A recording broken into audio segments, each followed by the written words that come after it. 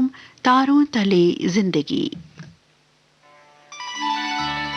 तारों तले जिंदगी इस सीरीज में हम आपके लिए लेकर आए हैं हिंदी साहित्य जगत की कुछ चर्चित कहानियों और उपन्यासों पर केंद्रित रेडियो नाट्य वाचन। आइए सुनते हैं मुंशी प्रेमचंद की कहानियों का रेडियो नाट्य वाचन। आज की कहानी है उद्धार। वाचन स्वर और प्रस्तुति काजल सूरी की है।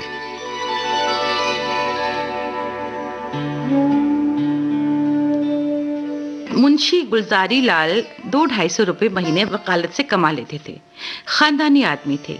बहुत किफायत करने पर भी बचत नहीं होती थी। उनकी कन्या का विवाह बहुत मुश्किल हो रहा था। वो चाहते थे कि विवाह अच्छे घराने में हो, नहीं तो लोग हंसेंगे। बहुत दौड़ धूप करने पर उन्हें एक लड़का मिला, पढ़ा लिखा, अच्छी नौकरी। अपनी पत्नी से आकर बोले, लड़का तो अच्छा मिला, लेकिन कठिनाई यही है कि लड़का कहता है कि मैं अपना विवाह ना करूंगा। बाप ने भी समझाया, मैंने भी समझाया, सब ने समझाया, लेकिन वो सुनता ही नहीं। बस कहता है विवाह नहीं करूंगा। माँ बाप का इकलौता लड़का है और उनकी इच्छा है कि उसका विवाह हो जाए, लेकिन क्या करें। पत्नी ने कहा, तुमने लड़की को एकांत में बुलवा कर पूछा नहीं? गुलजारी लाल, बुलाया था, बैठा रोता रहा, फिर उठकर चला गया।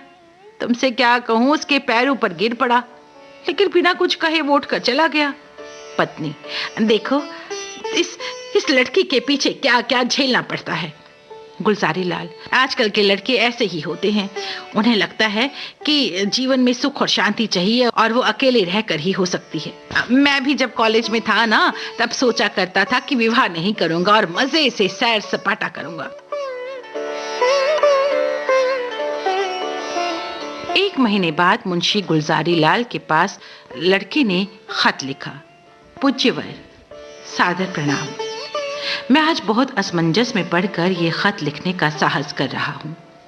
आपके जाने के बाद से मेरे माताजी और पिताजी दोनों मुझ पर विवाह करने के लिए दबाव डाल रहे हैं।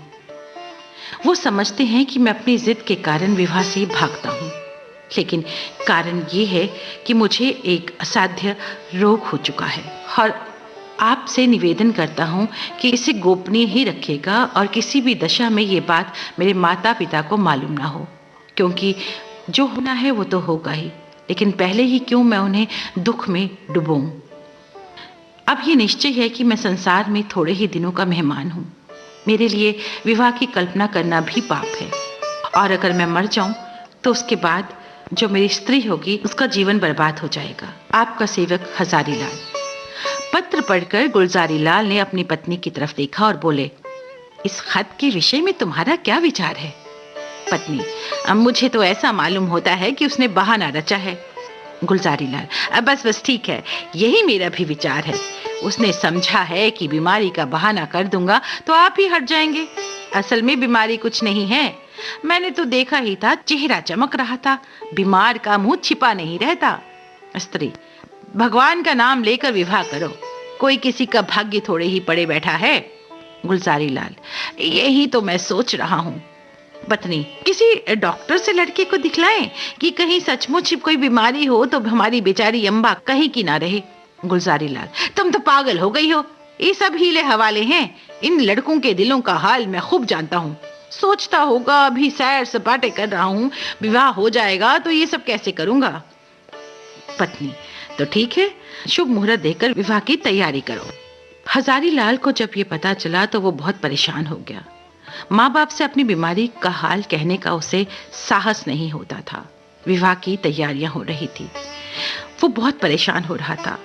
उस अबला की क्या गति होगी जब उसे मालूम होगा कि उसका पति कुछ ही महीनों का मेहमान है।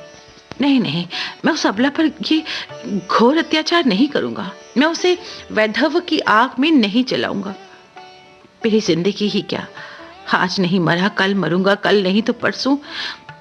मैं ये ब्याह नहीं करूंगा। रात के 10 बज गए थे। बाबू दरबारी लाल चारपाई पर लेटे हुए थे। आज उन्हें सारा दिन दौड़ते हुए गुजरा था। शामियाना तय किया, बाजे वालों को बयाना दिया, फुलवारी आदि का प्रबंध किया। तभी हजारी लाल को सामने देखकर वो हैरान हो गए। उसका उतरा हुआ चेहरा देखकर वो बोले, क्यों लालू, तबीयत तो ठीक है ना? कुछ उदास मालूम होते हो। हजारी लाल, मैं आपसे कुछ कहना चाहता हूँ, पर भय होता है कि कहीं आप बुरा ना माने। दरबारी लाल, समझ गया, वही पुरानी बात, उसके सिवा कोई बात तो है नहीं तुम्हारे पास। हजारी लाल, मैं उसी विषय में कुछ कहना चाहता हूँ। दरबारी लाल, यही कहना चाहते हो ना कि मुझे इस बंधन में ना डालिए, मैं इसके अयोग्य हूँ, मैं ये भार नहीं सह सकता हूँ, वगैरह वगैरह। कोई नई बात? हजारी लाल, जी नहीं, नई बात नहीं, मैं आपकी आज्ञा पालन करने के लिए तैयार हूँ, पर एक ऐसी बात है कि जिसे मैंने आपको आज तक नहीं बताया। हजारी लाल ने बड़े विनीत शब्दों में अपनी बात कही, डॉक्टरों की बात भी बताई और अंत में बोले, ऐसी दशा में मुझे विवाह करने के लिए बाध्य न करें। दरबारी लाल ने पुत्र के मुंह की तरफ गौर से देखा। उन्हें उसकी बात पर विश्वास न आया। कुछ देर खामोश रहने के बाद उन्होंने कहा, बेटा, इस दशा में विवाह करना तो और भी जरूरी है। ईश्वर ना करे कि हम वो बुरा दिन देखने के लिए जीते रहें, पर विवाह हो जाने से तुम्हारी कोई निशानी तो रह जाएगी हमारे पास। ईश्वर ने कोई संतान दे दी तो वही हमारे बुढ़ापे का सहारा होगी। उसी का मुंह देख देख कर दिल को समझाएंगे, जीवन का कुछ आधार तो रहेगा। फिर आगे क्या होगा कौन कह सकता है। तुम परेशान मत हो, भगवान चाहेंगे तो सब कल्याण ही होगा। हजारी लाल ने इसका कोई उत्तर नहीं दिया, चुपचाप अपने कमरे में चला गया और लेट गया। विवाह का दिन आ गया। बारात आज रात की गाड़ी से जाने वाली थी। सभी तैयार हो रहे थे, लेकिन हजारी लाल का कहीं कोई पता ना था। सबने बहुत ढूंढा, लेकिन उस दिन से फिर किसी ने भी हजारी लाल की सूरत नहीं देखी। मालूम नहीं जमीन खा गई आसमान। नदियों में जाल डाले गए, कुओं में बांस पड़ गए, पुलिस में हुलिया गया, समाचार पत्रों में विज्ञापन निकाले गए, पर कहीं उसका पता ना चला। भादों का महीना था और तीज का दिन था। घरों में सफाई हो रही थी। अम्बा स्नान करके लौट आई थी और तुलसी के कच्चे चबूतरे के सामने खड़ी वंदना कर रही थी। पति के घर में उसकी ये पहली तीज थी। तभी उसके पति ने अंदर आकर उसे कहा, मुंशी दरबारी लाल तुम्हारे कौन होते हैं? ये उनके यहाँ से तुम्हारे लिए तीज पठौनी आई है, अभी डाकिया दे गया है।